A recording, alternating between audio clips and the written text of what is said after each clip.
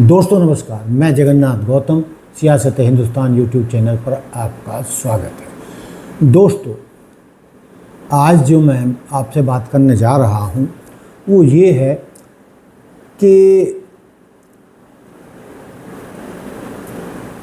कंगना रनौत जो आज की तारीख में मोदी जी की सर्वप्रिय महिला सांसद हैं, उनका राजनीतिक भविष्य क्या होगा।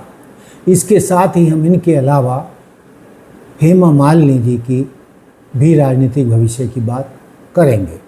दोस्तों, जिस तरीके के ऊल जलूल बयान, उनको पता ही नहीं है कि राजनीति क्या होती है।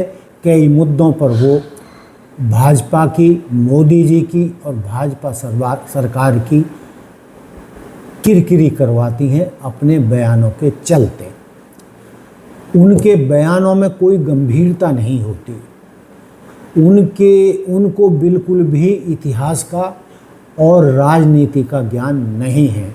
बस वो जानती हैं कि कांग्रेस और राहुल गांधी के खिलाफ ऊल जुलूल बातें करना है और इन्हीं ऊल जुलूल बयानों पर वो गोदी मीडिया में छा जाती हैं या गोदी मीडिया उनको चढ़ा देता है। दोस्तों, जानकारों की माने तो कंगना रनौत का ये पहला और आखिरी चुनाव है और जिस तरीके से भाजपा की एक सांसद हुई थी प्रज्ञा ठाकुर, जो मालेगांव ब्लास्ट केस में वो वांछित थी, जेल में भी रहीं, लेकिन 2025 में उनको एनआईए ने बरी कर दिया था। दोस्तों, वो भी ऊल जुलूल बोलती थी, उन्हें भी कुछ नहीं पता था और बहुत ही कट्टर जातिवादी थी।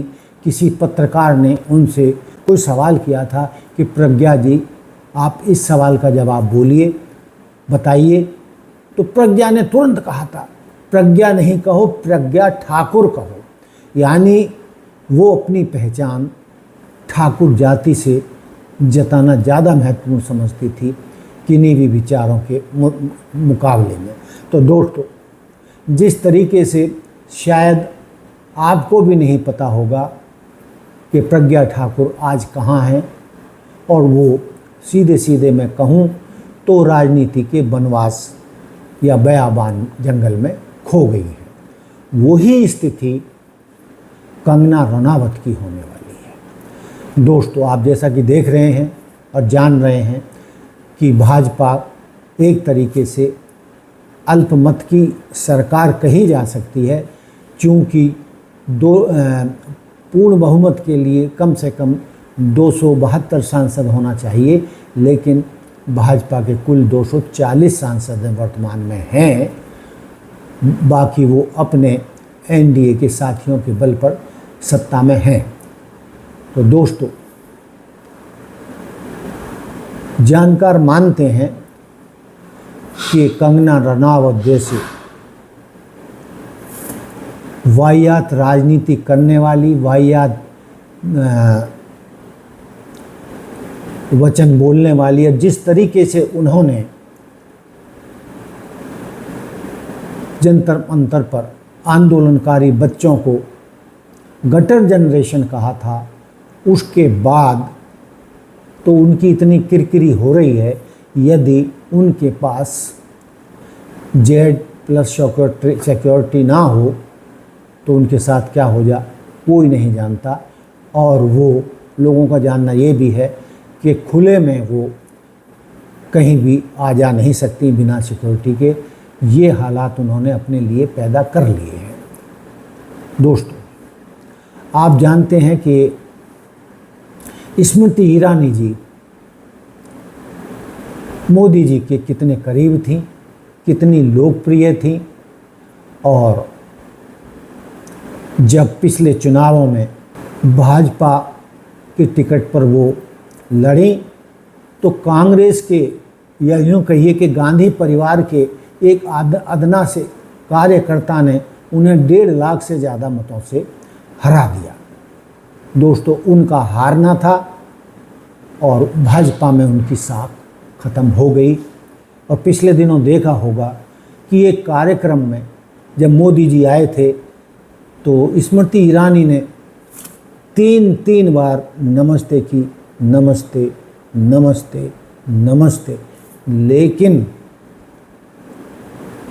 मोदी जी ने उनकी नमस्ते तक नहीं ली। और उसी के चलते उन्होंने लगभग राजनीति से संन्यास ले लिया है और अपने वो टीवी चैनल का जो उनका पुराना सास भी कभी बहू थी, बताया जा रहा है कि वो फिर अभिनेत्री के रोल में पहुंच गई हैं और राजनीति में बहुत कम दिखाई देती हैं। और जिस तरीके से उनको मक्खी की तरह निकाल कर फेंक दिया गया है, उसके बाद तो राजनीति से उनका लगभग मोह भंग हो गया है।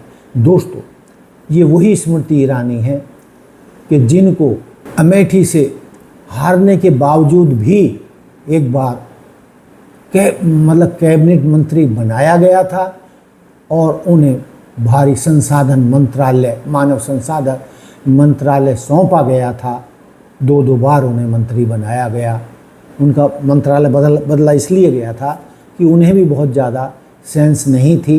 हालांकि वो भाषण अच्छा दे लेती हैं और गांधी परिवार के मुकाबले में तो वो उन्होंने पीएचडी कर रखी है। उनके खिलाफ गंदा बोलना, बदतमीजी करना, उसमें तो उन्होंने पीएचडी की हुई है।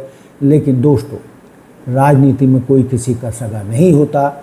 जब वो मोदी जी की नज़रों से गिरी तो राजनीति में भी हमेशा के लिए खत्म हो गई। दोस्तों, स्मृति ईरानी के मुकाबले में कंगना रनावत कहीं नहीं ठहरती। स्मृति ईरानी बहुत अच्छी वक्ता रही हैं, संसद में भी वो बहुत अच्छा बोलती हैं और बोलती रही हैं। और उनका कमांड होता है, जिस तरीके से एक अभिनेता का अभिनय पर कमांड होता है और वो कोई भी भूमिका निभा सकता है, उसी तर्ज स्मृति ईरानी ने, चाहे लोकसभा हो चाहे लोकसभा के बाहर हो, उनका जो भाषण देने का तौर तरीका था उसको पसंद किया जाता था। और वो जुझारू और भाजपा की अग्रेसिव नेता कही जाती थी। उसके बावजूद स्मृति ईरानी मोदी जी की नज़रों में क्यों गिर गईं, उनका क्यों अपमान किया जा रहा है। और यदि मोदी जी चाहते तो राजनीति में उन्हें सम्मानजनक कोई भी जगह दी जा सकती थी। लेकिन चर्चा इस बात की है कि स्मृति ईरानी के अपमान के लिए कंगना रनावत जिम्मेदार हैं या स्मृति वाली जगह मोदी जी की नज़र में कंगना रनावत ने ले ली है। खैर, ये तो राजनीतिक गॉसिप भी हो सकती है, सच्चाई भी हो सकती है। मैं इस बारे में तो ज़्यादा नहीं कह सकता।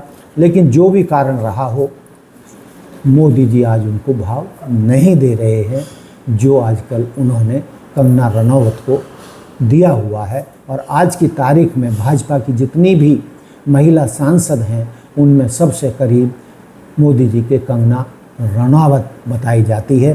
क्यों इतनी करीब है दोस्तों, ये आप अनुमान लगा सकते हैं। मैं तो इस बारे में कुछ भी कहने को तैयार नहीं हूँ। दोस्तों, इसके अलावा अब हम आते हैं अगली अभिनेत्री पर। दोस्तों, हेमा मालिनी लगातार निरंतर और अच्छे वोटों से चुनाव जीत रही हैं। यदि मैं गलती नहीं कर रहा हूं तो हेमा मालिनी मथुरा से 3 बार लोकसभा का चुनाव जीत चुकी हैं। अच्छी वक्ता हैं, हिंदी पर भी उनका कमांड है। और यदि हम अभिनेत्री के रूप में कहें तो भारतीय इतिहास में संभवतः सबसे खूबसूरत, सबसे बेहतरीन नृत्यांगना और शालीन अभिनेत्री, शालीन महिला हेमा मालिनी हैं। उन्होंने कभी भी अपने ऊपर कोई उंगली नहीं उठने दी और ना ही कभी उन्होंने उल जुलूल बयान दिए हैं। हाँ, भाजपा के हक़ में बयान देती हैं तो ये उनका फ़र्ज भी है कि भाजपा की सांसद हैं तो भाजपा के हक़ में बयान दें। लेकिन दोस्तों, जैसी कि खबरें निकल कर आ रही हैं, हेमा मालिनी जी 78 साल के करीब हैं और 2029 के चुनावों तक वो 80 साल की हो जाएंगी। आमतौर पर भाजपा में इतनी उम्रदराज नेता को टिकट देने की परंपरा नहीं रही है, लेकिन जैसा उनका रिकॉर्ड है और वो लगातार जीत रही हैं और उनका स्वास्थ्य भी आज की तारीख में बहुत अच्छा है, जितनी उनकी उम्र है वो लगती भी नहीं है। और जैसा यदि मैं ये कहूँ कि स्मृति ईरानी और कंगना रनावत उनके अभिनय और खूबसूरती के मुकाबले में कहीं नहीं ठहरती और उनकी शालीनता उनका कद और बढ़ा देती है। तो जैसा मैंने कहा कि उम्र के लिहाज से शायद भाजपा उनको टिकट ना दे, लेकिन कई लोगों का मानना है कि 80 की उम्र में भी यदि मथुरा से उन्हें टिकट दे दिया गया तो अपनी सीट निकाल सकती है। तो दोस्तों, ये था मेरा इन महिला नेत्रियों के बारे में आकलन और जो लोगों का मानना है। मेरा आकलन आपको कैसा लगा? जो कंगना रनावत का भविष्य क्या प्रज्ञा ठाकुर की तरह हो जाएगा या स्मृति ईरानी की तरह उनको कोई नहीं पूछेगा और अगली बार तो जानकार मान रहे हैं कि उनको संभवतया टिकट ना मिले। तो दोस्तों, आपकी क्या राय है? आप मुझे ज़रूर बताएं और दोस्तों, देखते रहिए सियासत हिंदुस्तान। जय हिंद, जय भारत, जय संविधान। नमस्कार। Like, subscribe and share. दोस्तों, आपसे नम्र निवेदन है कि आप हमारे चैनल को अवश्य शेयर करें और लाइक करें और जिससे हमें मजबूती मिल सके। धन्यवाद। नमस्कार।